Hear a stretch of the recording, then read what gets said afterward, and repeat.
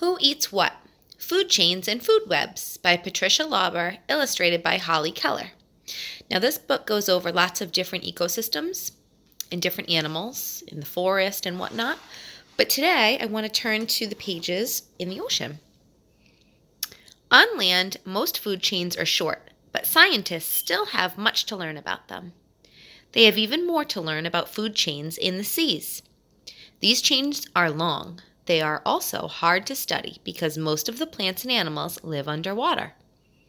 So we've got tiny plants right here, striped anchovy, which is a small little fish, an Atlantic mackerel, a dog snapper, and a great barracuda. So you can see everything in the food chain that eats something else.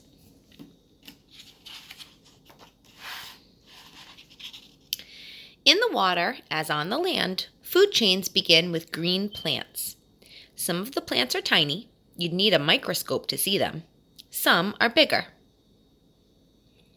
Sea lettuce, cladophora, red algae, pepper dulse, kelp, tiny plants, and that fish is called a grunt. The green plants are food for many tiny creatures, which become food for bigger creatures. Small fish are eaten by bigger fish, which are eaten by still bigger fish, which are eaten by even bigger fish. So you can see here the lime green fish has something inside of its belly, tiny plants and animals. The lime green fish is called a herring fish, and then the green fish is called a tarpon, and they're all in the belly of a blue shark. So everything eats something different.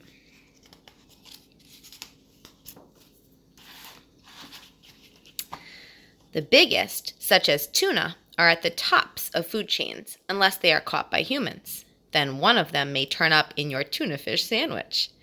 Both the tuna and you are part of a food chain that began with a tiny green plant. Interesting, huh? That's a tuna fish at the top. And there's a tuna can. And you can take the tuna out of the can and mix it with mayo and put it on your sandwich. But the tuna has eaten this fish, and this fish ate that fish, and that fish ate those little tiny plants or tiny animals, tiny fish in the ocean. Food chains are found wherever life is found. As far south of the world, Antarctica is icy and bitterly cold for much of the year. But in summer, its seas come alive. The water is rich with tiny green plants. They're fed on by tiny animals, and these are fed on by small animals such as krill, which look like shrimp. Those are krill, the little ones. All these animals and plants are food for bigger animals such as fish and squid. And there's the squid. Many other animals come to feast in these waters. There are seals, whales, and dolphins. There are many seabirds, among them penguins. All the animals are linked to the tiny green plants. Look at all these animals. Let me put this book down. We've got Cape pigeon and petrel birds. We've got crab-eater seals, killer whales, the giant blue whale, and a Adelie penguin.